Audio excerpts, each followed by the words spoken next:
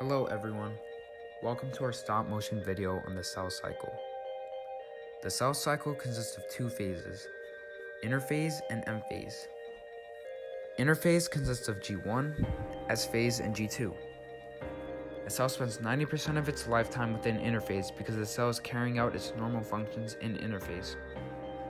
M phase consists of mitosis, cytokinesis, and is the phase where the cells divide.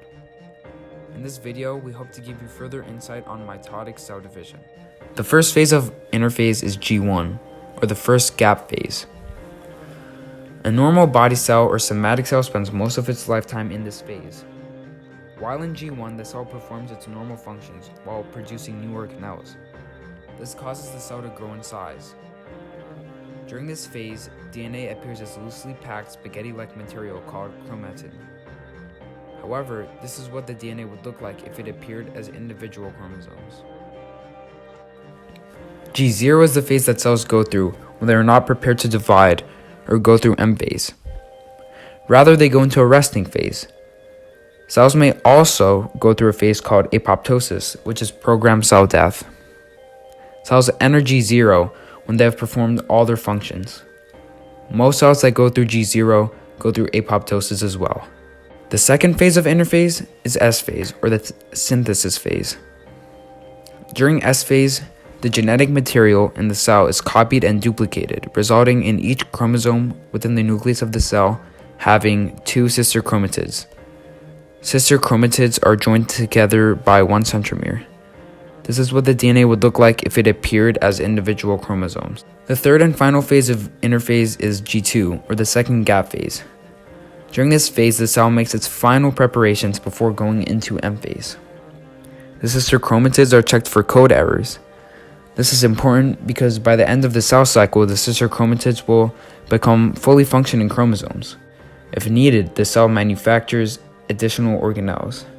This is what the DNA would look like if it appeared as individual chromosomes. After the completion of interphase, the cell goes through mitosis. The first stage of mitosis is prophase, which is the division of the nucleus. During prophase, the chromosomes coil up and become visible. The nuclear membrane dissolves and spindle fibers form, which are attached to the centrioles of the cell.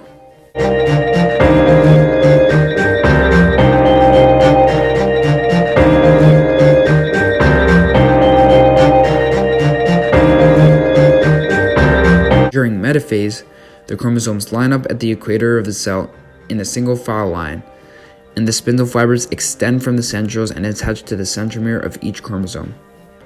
During this process, chromosomes do not line up in any particular order.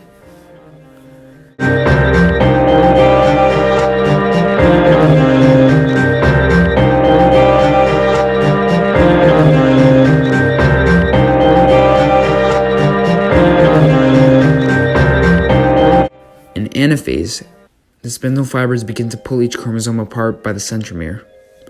The spindle fibers then begin to move the chromosomes to opposite poles of the cell, and now there are no sister chromatids left within the cell.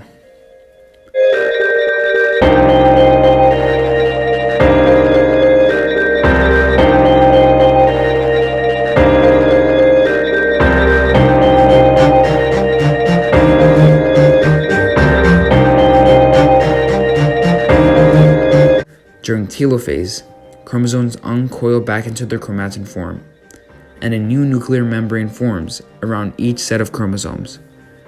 During this phase, you also see the spindle fibers begin to dissolve.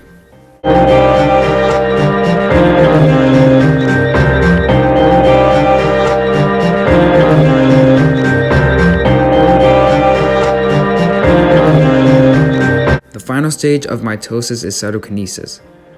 Cytokinesis can be defined as the division of the cytoplasm. Within the animal cell, a cleavage furrow begins to form, which will cause the cell membranes to pinch off and form two new genetically identical cells. The two cells are now called daughter cells, but note that not all daughter cells are genetically identical. After creating two daughter cells, the cells start to carry out their normal function, and the whole cell cycle starts all over again.